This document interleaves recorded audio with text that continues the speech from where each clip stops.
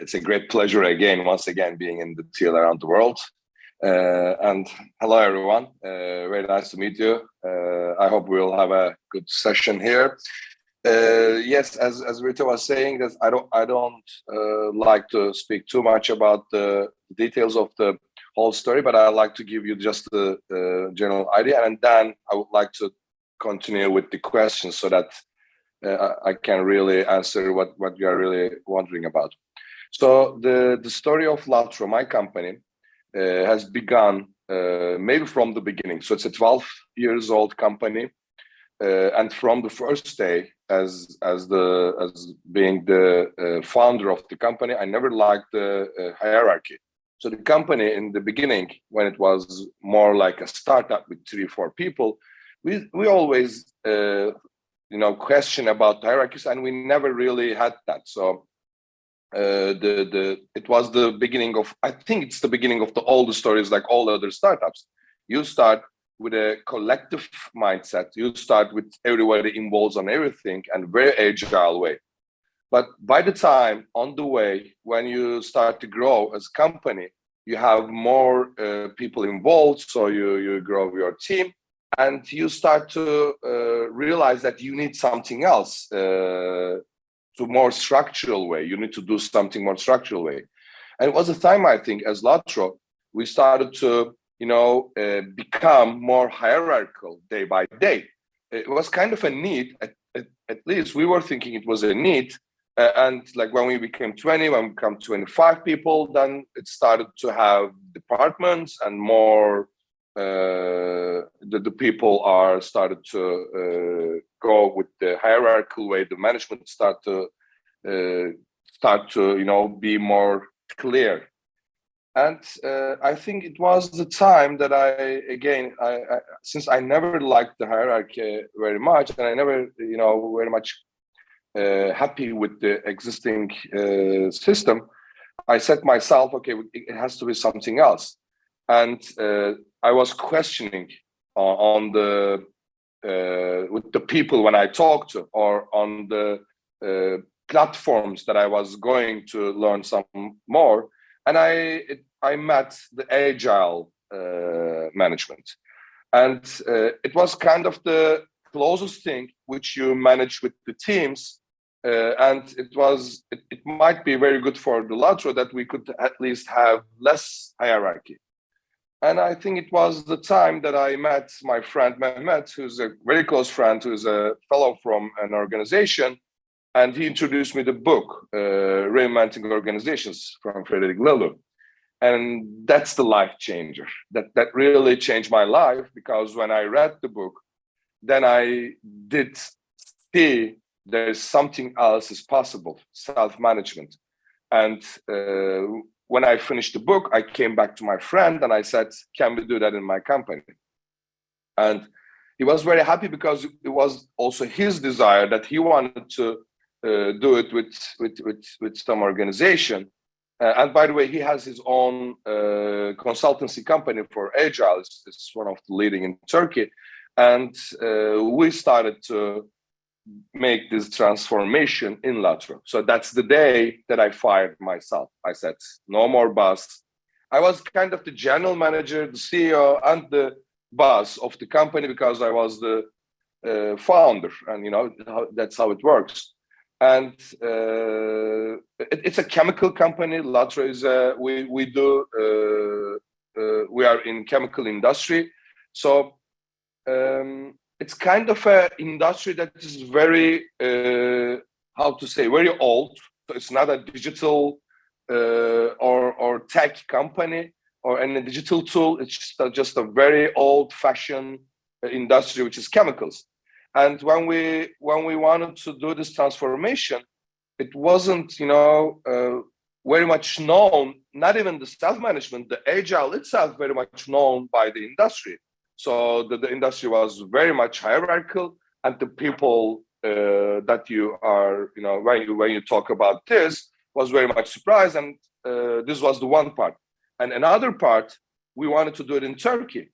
And some of you may know that Turkey is being known very well. It's with the hierarchical approach, like in the families, in the schools.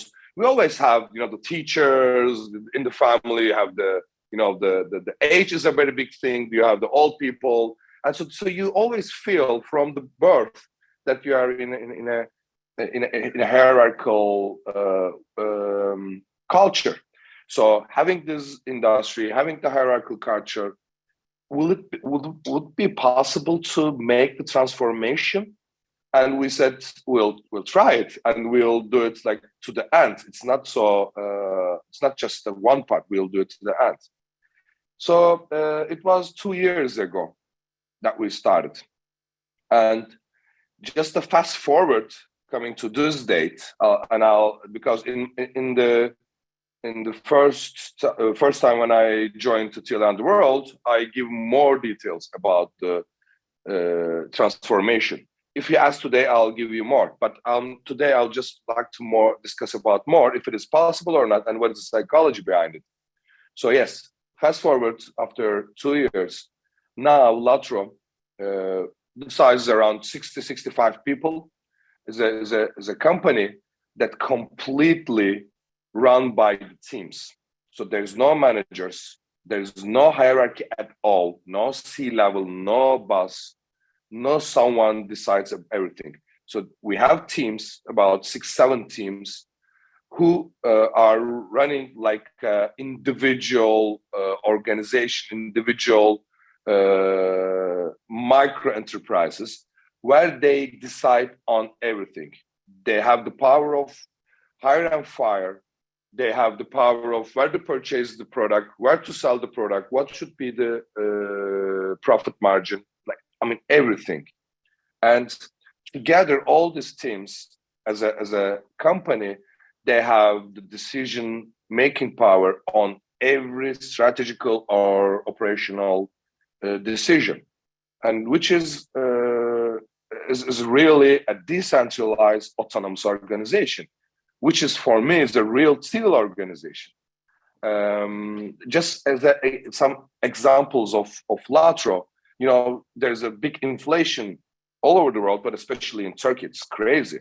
So they had to increase the salaries 3 times last year, and it was them decide about the salary increase, the percentage. So they decide about their own salary. The radical transparency. It is so transparent. I don't even say that they can see all the numbers. For sure, 60 of them can see any number, any profits, any margin, any cost, all the P&Ls. Plus, they can see from a table each other's salary. So the salaries are also completely transparent. And yes, hire and fire. We don't have any human resources department separately. The hire and fire is in the teams. So it's just like the same model that, let's say, 5 of us come together and decide about a startup, an idea, and want to create a company and make this company run. How would we work? 5 of us. We make the decision together. We run the things together. There won't be any hierarchy between us. There won't be any departmental, structure between us. So it's just like dividing the company into small startups. And the results are, compared to that day, today, we have tripled our turnover and probably more than tripled our EBITDA. So the financial numbers were amazing. It's not only that, I can see the creativeness and the innovative muscles of the companies in an amazing level. So we don't have innovation teams or chief innovation officers or innovation tables, but just because that you remove the bureaucracy and the hierarchy from the system, the person itself from the inside is very creative. So we have a lot of projects running right now, which are big, which are amazing, which are really coming strongly, that I was even aware of it, and I was surprised from that. And plus, this is the results of the numbers and the projects and how innovative it is. What about the happiness? So we had uh, we had made the survey from Great Place to Work. You know, the Great Place to Work seems to be the largest organization for the survey of the companies. You know, like it's a big one, and we became the best place of the work in Turkey, so number one, and the second best place of the world in Europe, number two. And it was interesting because most of the companies, some of them were just like us steel organizations, but most of the companies were able to do that with their human resources and with their all these actions, with their all these, big investments on the human happiness.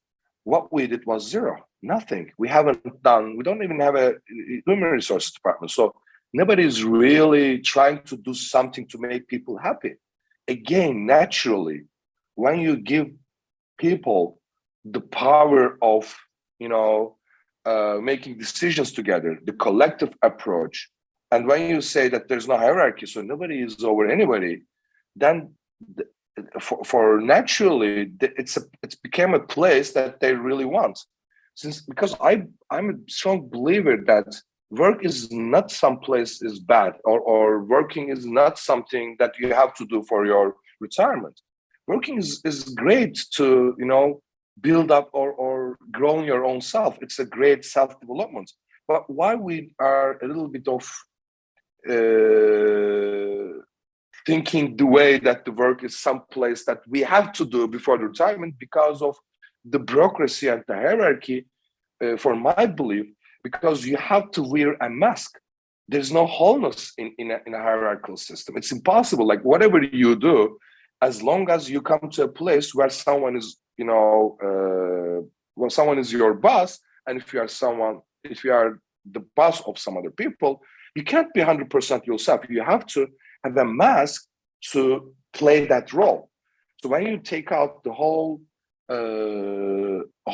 levels, the departments or the hierarchical levels, then the people can be completely themselves. The wholeness completely comes into picture, and that brings the happiness, and that makes the workplace is somewhere that you have fun, you develop yourself, you learn a lot, you meet with more people.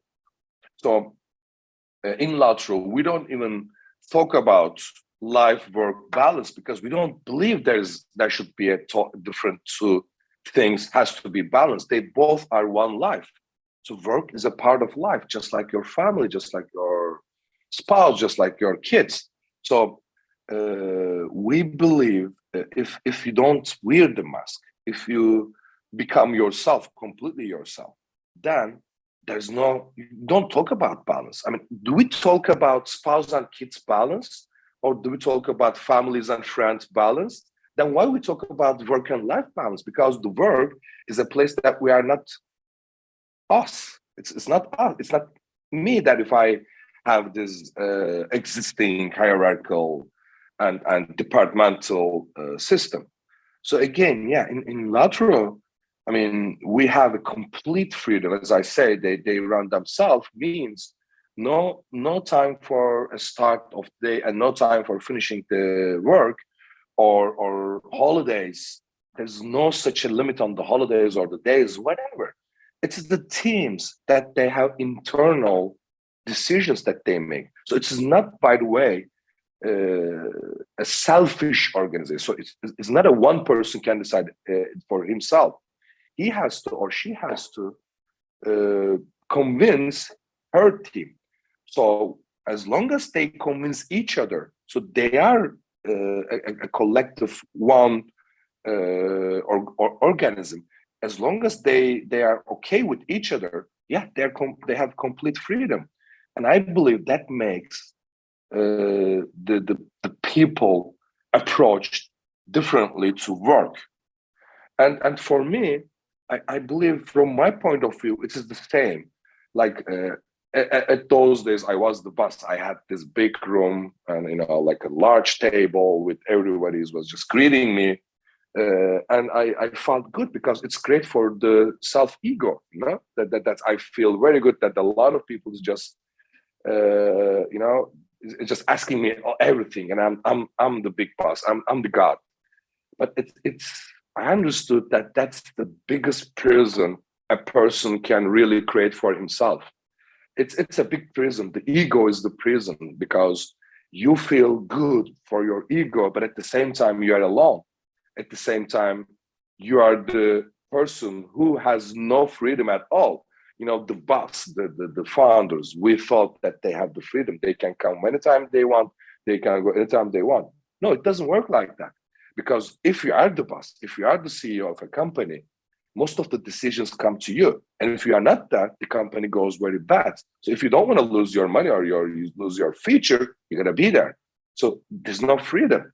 And every single decision you make, you are the responsible person. So you're the only one who couldn't sleep at night. So the all sleepless nights is yours. So and the mask that I was talking about, you wear the thickest mask in the company. You can't be yourself. It's impossible because you are the boss, you are the CEO, you are the decision maker. So you can't be sad, you can't be vulnerable. It's impossible. So can you imagine how thick the walls of this prison is? So when I said, okay, I'm done with the room and I'm not gonna be anymore the CEO or the boss or whatever you say, then I felt at the beginning very bad because my ego was thinking that now I lose the room, I lose the power. But after some time, I realized, wow, that is the freedom. The number of sleepless nights is gone away or it's reduced a lot. I shared my number of sleepless nights with the people, with everyone. And because of this freedom, I became more creative. When you take out the mask, as I was saying just 10 minutes ago, then the person becomes more creative, more innovative. So I became more creative and innovative. So I started to, now I have another company, which is in software, computer, completely different. Like after chemicals, now I am I'm the co-founder of a company called Hoodle, and it's completely a different industry, completely a different place where we build a collective manage or collective decision platform for replacing meetings. So with this freedom, I could able to do something else. And I feel younger. I don't know, somehow like then I don't feel that heavy responsibility on me. Now I share with my friends, with my colleagues. We call them explorers. I share them with explorers. So not employees, because employees is something that you put yourself in prison. I share with the people at the same organization, and I share everything. I share the profits. So like 10 to 20% of the profit every quarter being shared with the explorers. So we make the money together, we spend the money together. And within this thing, I shared my problems, I shared my income, I shared the company. And at the end, it becomes big because the collective minds, when they come together, the results are, incredibly big. And without the hustle of all these negative pressures on you, the hierarchy, the bureaucracy. And at the end, I'm today trying to convince others. I'm trying to show them, come on, guys, let's get out from that prison. Come on, guys, there's a big benefit here. Financially, it's better. You become richer. You become more happy because the nature gives you, the world gives you enough resources that you don't need to fight for it. You just share it. That's just generally how we what is the results with from the psychology point of view, Birita, and please. Thanks a lot for sharing. And there are some questions coming in, and I would love to address those. We have one that is, you said you have like several micro teams working. So the question is, how do you ensure that the company at a high level is still moving in the same direction. So is there any overall strategy in the company that the teams work towards? So how do you hold all that actually together? I think the main holding thing is the culture. I know you all heard a lot last 10 years, and it's kind of lose its power, but the culture is a big thing. And in Latro's culture, there are three elements. Purpose. Yes, Frederick was mentioning about the purpose, and it's really, that's something that brings everyone eyes looking to the same direction. And then the values. Again, it's been a word that I think we have talked too much that we didn't really understand, and it really loses its power. But the values is so important. So we know when something happens, what is our guidance? The guidance is the purpose. The guidance is the values. And then we have internal agreements we call the principles. So we have two simple, powerful principles that holds us together, that binds us together. So we have kind of a wheel. We call it synchronizing wheel. The purpose is in the middle. So we go for the purpose. And then we have the values that guide us to the purpose. And we have the big red lines, which is principles that we have to make sure that we don't cross them. And that these things holds us together. And strategical decisions that was being done by the up management are now their discussion. So the teams every quarter comes together and on a full day, we call it share and learn, and they talk about strategy, the big strategy, where the company is going.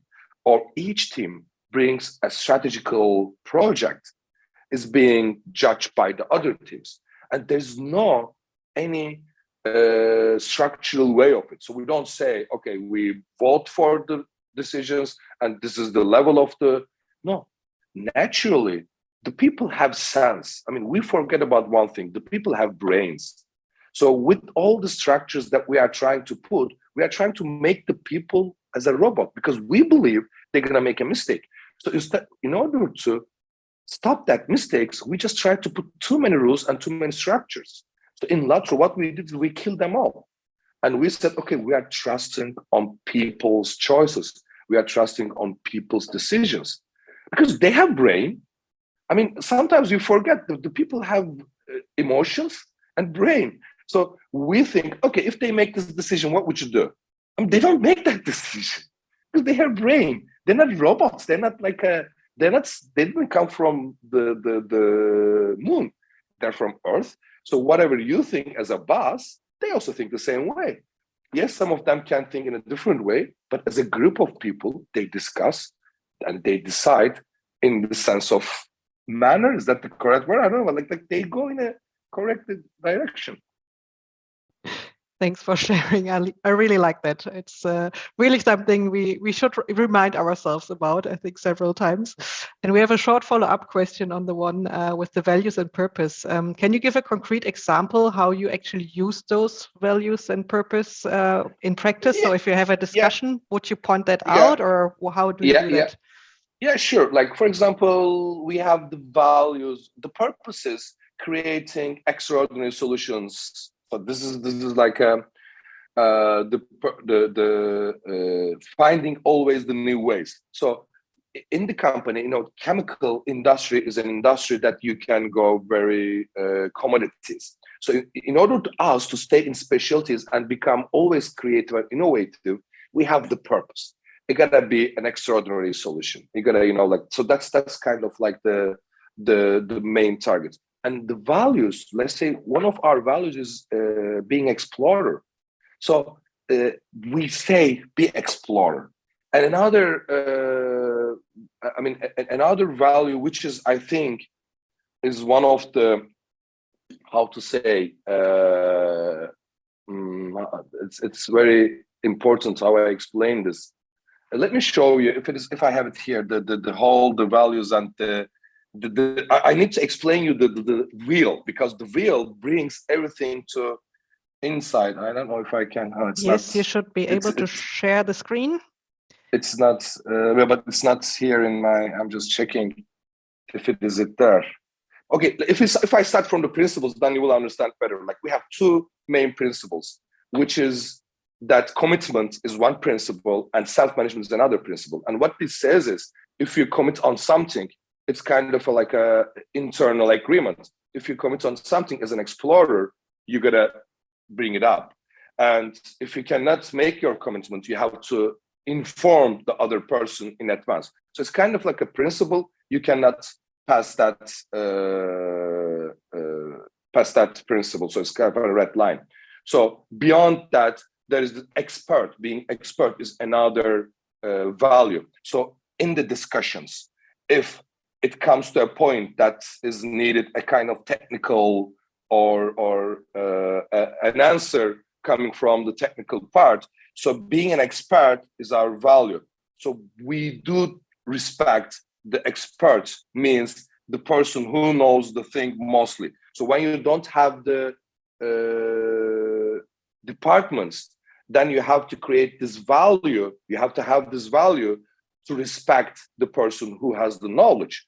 So if it is a financial discussion, you have to respect who has that 20 years of background in the finance. So instead of the departments who you tell them that this is from the purchasing and he decides about the purchasing, we make the decision as a group, but we trust or we respect his experts. So it's our value.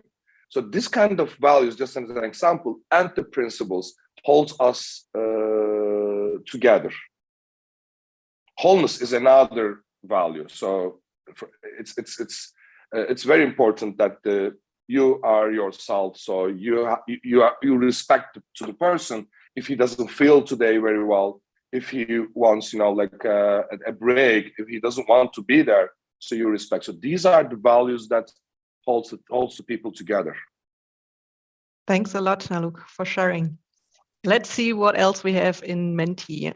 So one question is here at the top: if teams hire and fire, did you notice behaviors such as echo chamber, group thinking, or like not that they are not open to new ideas when they do this in the groups? What does it exactly mean? Like, what is it? What do you mean with the group chamber? I don't know that. Is it kind of, yeah? Is the person still in the room? We can unmute and you can explain maybe a bit more.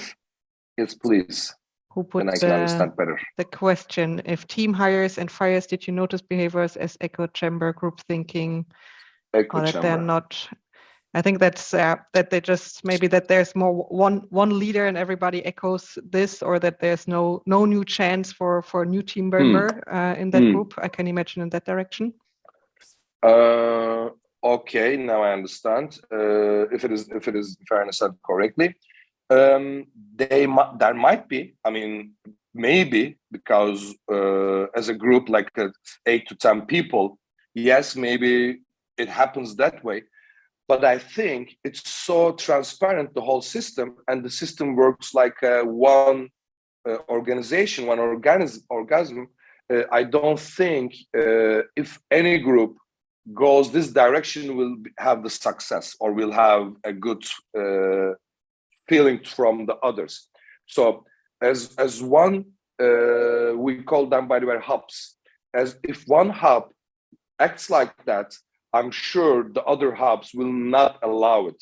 So it's not only the inside one hub that the people are making a decision, also all other hubs, when they come together, they can talk about one hub if something is going bad or if something is not going very good feeling. So I never felt the way that you are asking that something happened in our teams, but I'm just guessing, even if it happens, I think naturally, again, the 60 people, 70 people will not allow it to last long. Maybe they will realize it late.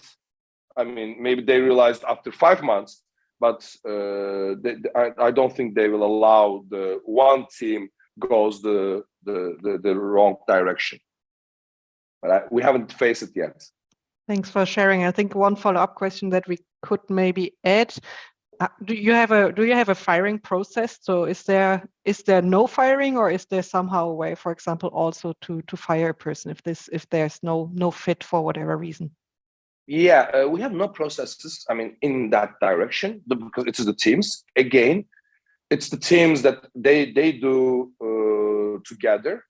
And we had several cases that someone has asked to leave, and in those cases, there wasn't needed of any kind of process, as I can see, because think about it, you are working in a group of people 10, and then in a bigger group of people 60, and usually when you are not fit, you do feel with this 10 people and with the 60 people. So when there's no hierarchy, it's not like you have a problem with a person. It's usually that you feel that you have this pressure is coming from several, and by the time when they want not to work with you, you already realize it. So like in a lot of cases, I've never even see any other cases, but in all the cases I can say, I guess, the person who left the company wasn't surprised in that day, or it wasn't like a procedure of a day. It was like they talk, and it's kind of, separating away. And so it's again, it's a natural way.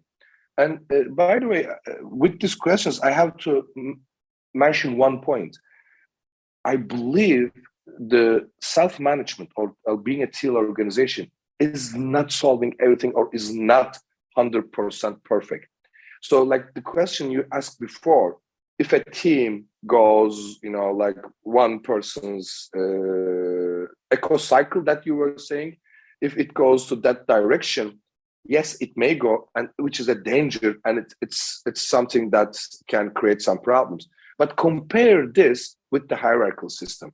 So whatever your question or approach is, if you compare with the hierarchical system, you always see this is a lot better. So yes, that can happen, but think about a hierarchical system that does happen like daily.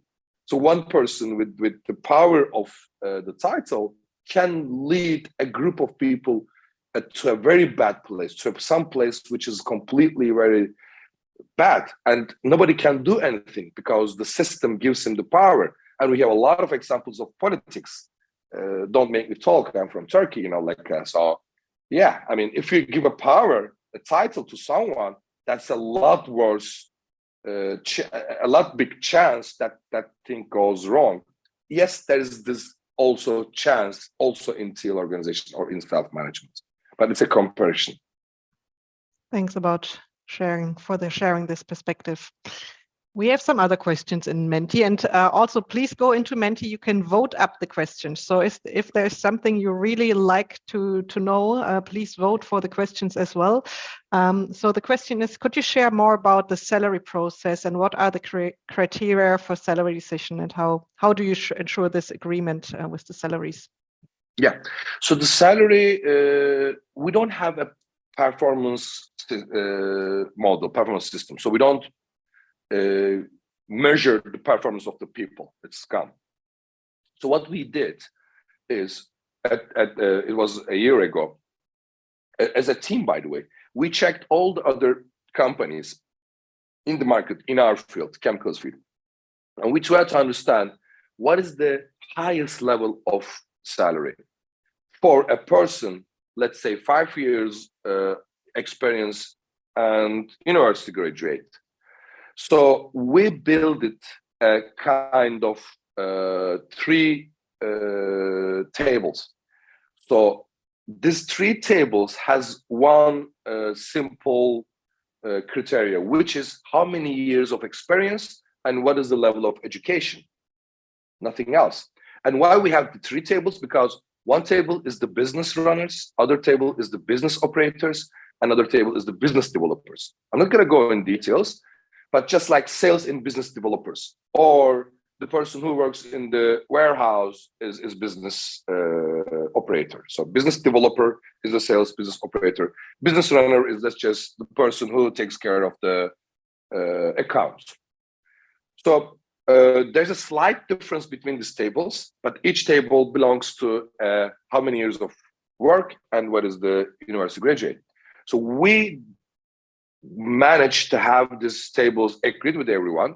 So we said, whenever you hire someone, you check which table he belongs to, how many years of experience, and what is the university graduate. So the person from that day will know it's a salary, not below, no upper. So if someone comes to talk with Latro, or if a new person is going to come, we know what to offer him as a team, and we know what is our salaries, because we have this table. We all know whose salary comes to which part in the table. So when we make this with the table, we had a lot of questions. What about the performance? If someone do a good perform and he makes a lot of sales and the other one is very lazy, so we say, we put the stick here.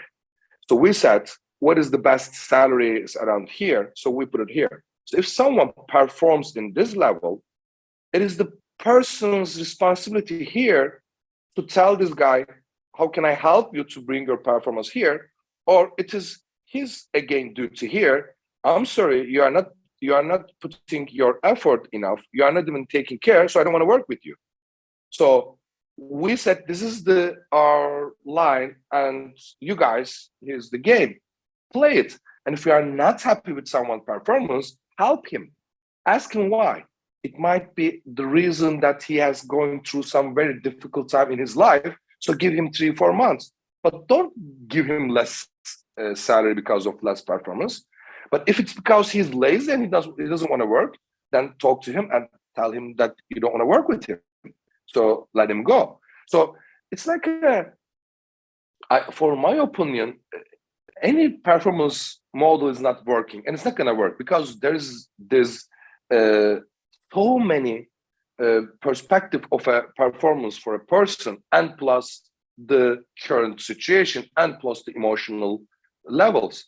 So it's only the teams can really see all these angles together, and they feel if they need to talk to that person, if they are happy with that person's or not. And again, it's not only the inside the team.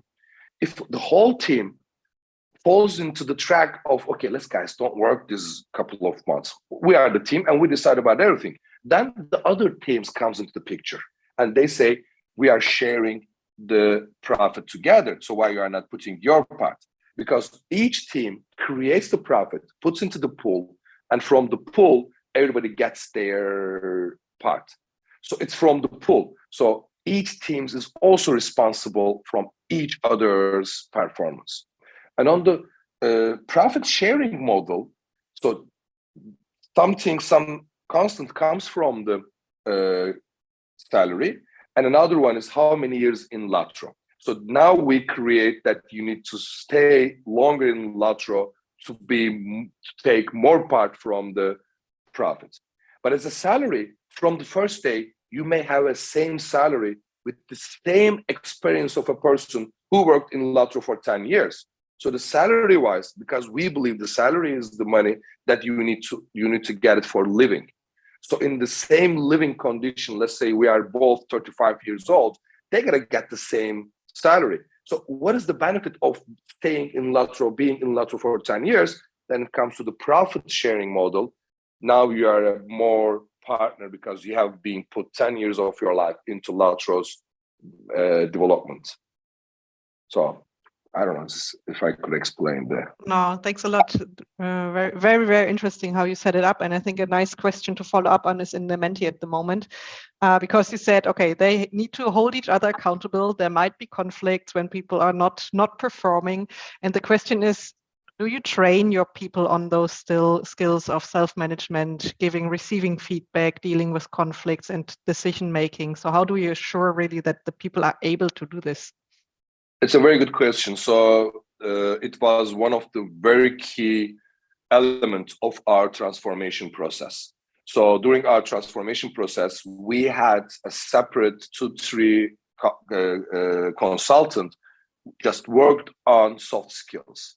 So we had continuously trainings on soft skills of the teams, as you were saying, conflict management, giving feedback is very important, leading by nature. So we had all the soft skills trainings, that we talk with the people, plus myself and my friends, 1.5 year, 80% of my time I spent on talking people. I asked them to read the book. I asked them to understand what I'm trying to do. And again, it's not for everyone. A lot of people didn't really like it. A lot of people weren't really ready to get rid of their title. So yes, we had to, live with some people. So it's. I think it needs some level of consciousness. I mean, consciousness is a very important word. Like we had faced a lot of problems, a lot of difficulties. By the way, I never met face to face to Frederick, but I will tell him one thing: that if he again makes the book again, I want to use the word collective management, not the self-management, because that's something probably being wrongly understood by the people. Because yes, some of them became a lot selfish. They started to make the decision themselves. But no, it's a collective management. Means you gotta be transparent also on your decisions and in advance. So it's not like, oh, now we have no boss, nobody. Okay, I'm gonna make this decision myself. Yes, you can, if it's not affecting your team or if it's not on the level of the, that they need to know. But whatever you do, the radical transparency should be there. So you cannot do it everything yourself. Yes, you can, but with the transparency, with getting everyone's consent, not consensus, by the way. There's a huge big difference between consent and consensus. Get everyone's consent. Thanks a lot. And this, I could imagine this holds also then for onboarding. So do people who just join the company go through these trainings as well? How do you set that up? Yes, that's also, I didn't, or we didn't set it up. It's been set up by the whole team. So they come together and they created an onboarding process. And in their onboarding process, each person who comes into the company, he has a buddy. They created this buddy system. And in the buddy system, it's mainly the soft skills. And I think this training is being done now with the culture. So it's not like somebody comes and tells how to give feedback, because he receives feedbacks naturally. So it's become a natural training or onboarding. And they develop amazing processes for onboarding. I just give you a very simple example, and it's so creative and innovative, and it's being created by the people inside Latro, not an human resources department. They failed. First of all, we have to understand they will fail, because just like us as a person, as a leader, as a CEO, as a boss, I failed like thousands times or million times. So we gotta accept that they will fail. So in the beginning, when they hire, it wasn't lasting more than 2-3 months, and they were leaving, because the person who comes first, he loves the idea of all this freedom, big freedom. He can come anytime, go anytime, no boss. But at the same time, it brings a lot of responsibility. But he doesn't realize the responsibility comes with the freedom. So they failed a lot of times. So they create this new hiring model. They call it dating, flirting. I mean, it's really their wording. Means when they check the CVs as a team, they choose 2-3, and they make 2-3 hours of dating. Why they call it dating? Because interview is one side. You interview a person and you check if he's okay for you or not. But dating means both sides check each other. So he also sees if ecosystem is okay for him. So they have a 1 day of dating. And if everything goes okay, that it comes to flirting. Flirting means we ask from that person to live with us 3-4 days. So he comes or she comes, the prospect, and lives with the system 3-4 days. So they said it's impossible to understand the cultural fit without living together. Talking or making same assessments or surveys doesn't work. So they work together those 3-4 days. They actually stay together in the office or whatever. And then they have 2 months of being fiance. So in these 2 months, they do have a longer run of working together. And then the person become an explorer. So within this process, they don't fail anymore. And it's them who created the process. That's why I'm saying the people are so creative or so innovative. You just have to leave them with the problems as a collective they need to answer. So when you create the departments like HR, I mean, they are also creative. Don't think, well, I'm sorry if there are HR peoples here. They are very much creative. But if you put that skills, that HR skills into the team, where you have the whole solution, finance, purchasing, sales, their creativeness becomes a lot more because they see the real pain here instead of checking it from another silo. So just an example. Really, really like this playfulness and creativity that you have there. This is really amazing. We have another question in the Menti, and this is, how do you decide on a company-wide level, like on governance changes? So if it impacts maybe all the people and you have governance changes, how would that work? That's also, one of our team is responsible from the ecosystem. So we call it Habitat. Habitat is also a team. In Habitat, they have these governance issues, the governmental structures, procedures, or even banking procedures, which is out of lateral, like which is official work. And if anything happens on that level, again, this team brings it to the other teams. And they said, this is what's going to happen. So instead of me bringing the idea and trying to solve the solution, now me became a number of people talks with the other number of people. And here again, I don't know if the question comes, but I want to mention this part very importantly. If you try to do it with the consensus, you'll die. So I don't believe the collective management can be done with consensus. So not everybody has to agree on something. The consent is an amazing thing that we are trying to teach our people, that if it's not going to kill you, and it's not going to change your life, even if you don't believe, you just say, okay, I consent.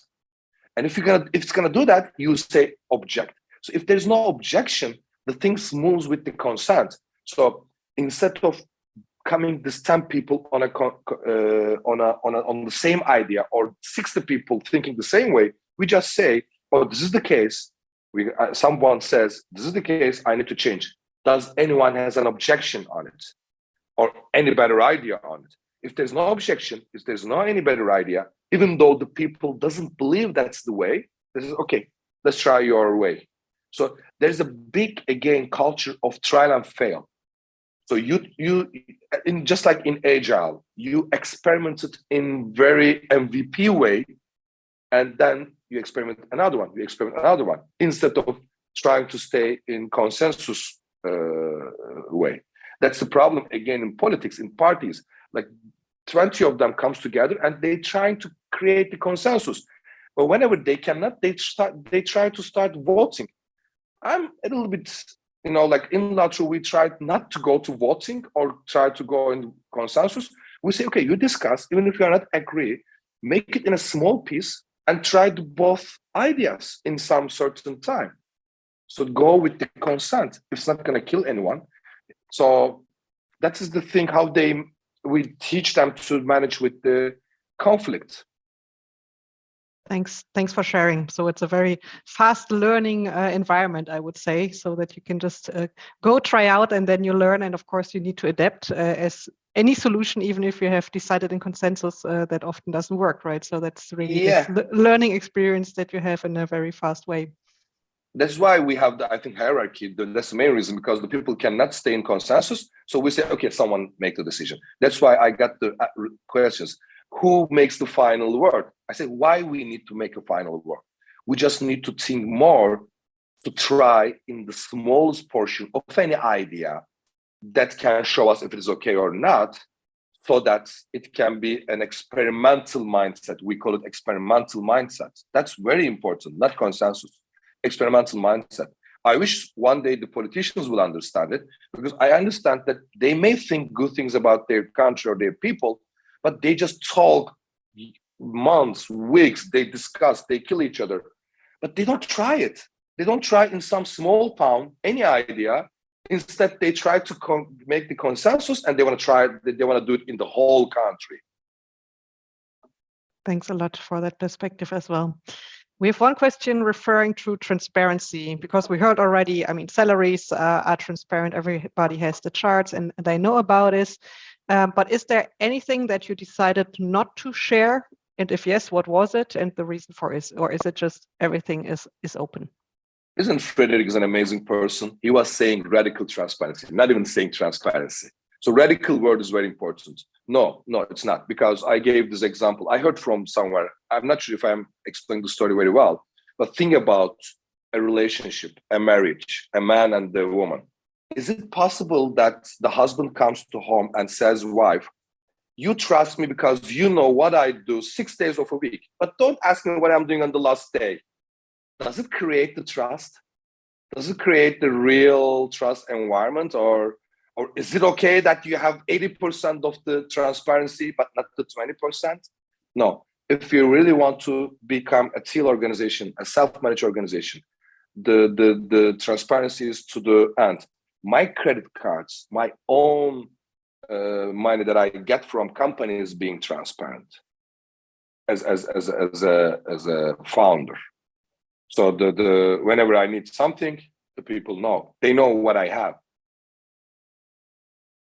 Thanks for sharing and that as well and clarifying.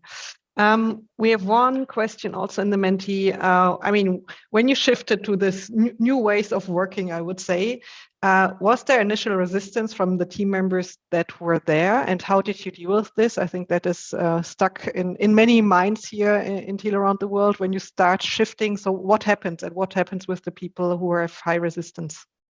I mean, first of all, yes, for sure, there's a resistance because I had the resistance too. Like I wanted to do this transformation, but every once in a while I wake up and I'm, what the hell am I doing?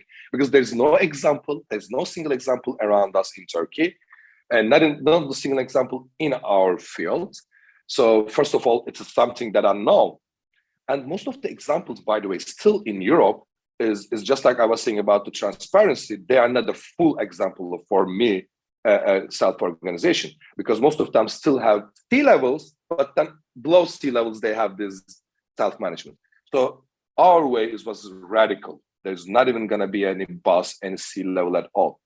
So the worry was several types. One of the worry is if this system is going to work and we will be still getting our salaries, or we're going to be bankrupt. Another worry is just like I had, and probably most of the people here is thinking, what about the control? What if it goes this direction? Who makes decision in this one? What we will do with the conflicts?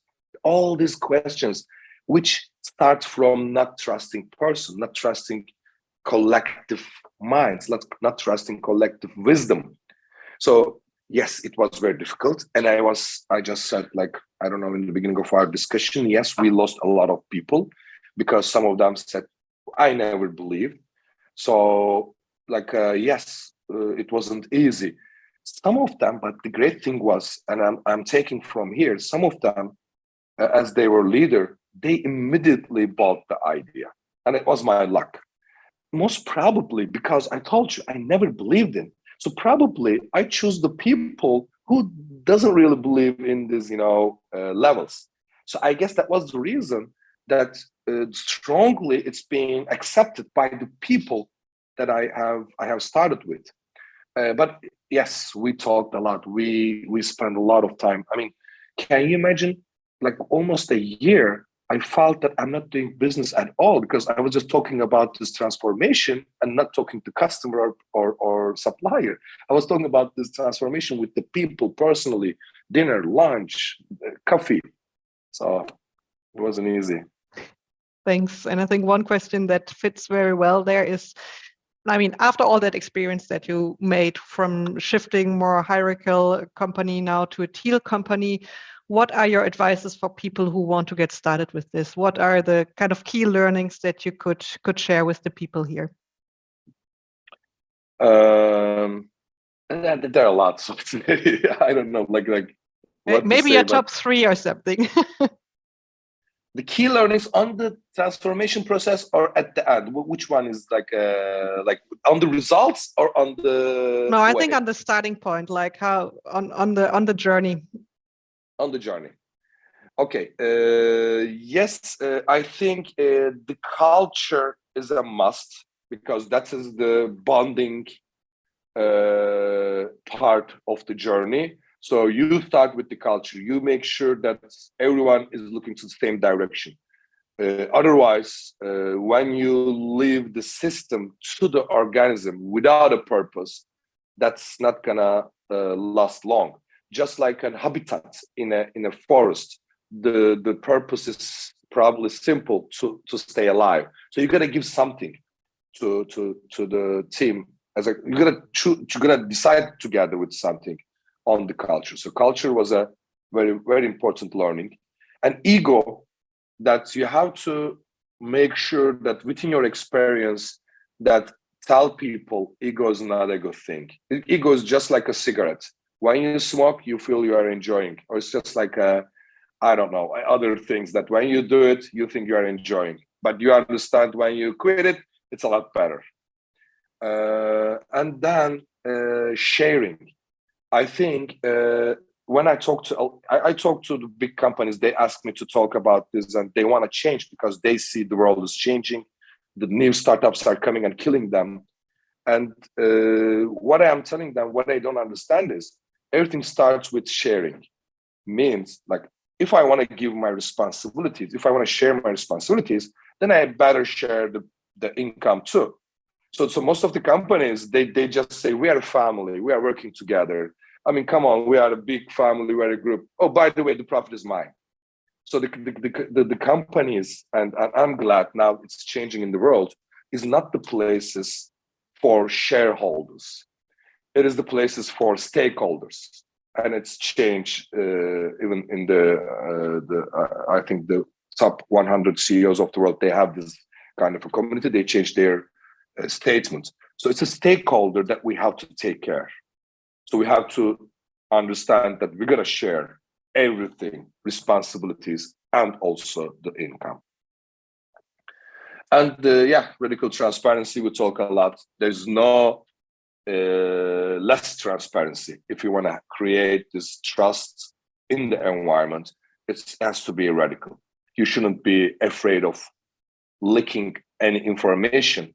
So if you are afraid of something, it means you have to fix it. So it means that part of the information is not good for your company if you cannot share outside. What else? I don't know. Yeah. I have a lot of things, but yeah, I can imagine. Yeah. Thanks a lot for sharing. We have kind of 1 minute left. First of all, thanks a lot for your time and sharing so much insights from your journey. Is there anything that you would like to share with the community here before we close the session? I mean, I always, in my speeches, I always say that, for my opinion, and also in Frederick's book, it's mainly mentioned that there's not only the self-management, black and white, and hierarchical. There are a lot of layers, a lot of colors, as he colored code. So I always say that if zero is the very hierarchical, very bureaucratic level, like a radical, I don't know, groups of religious, or this is the zero. And let's say the 10 is the complete self-management working perfectly.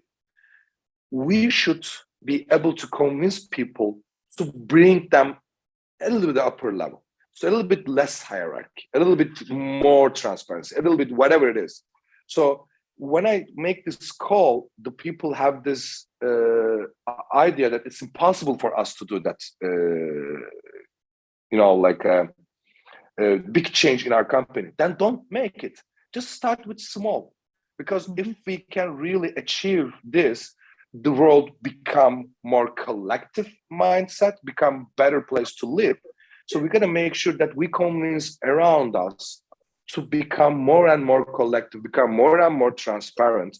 And it's the 3.5, then make it 5.2, not to 10. Because sometimes it's making them afraid. So a lot of companies, if they come to a teal organization, I believe they will be afraid. Perfect. Thanks a lot for sharing, Haluk, for your time. Thanks for all the questions that you put in. If you want, you can jump over to the spatial chat as well. Come to the Teal Lounge with us if you want to keep discussing. Otherwise, we have more discussions and storytellings coming up. I wish you all a wonderful day, night, lunchtime, whatever time it is, and enjoy the rest of the conference. Thanks a lot, everyone. Thank you.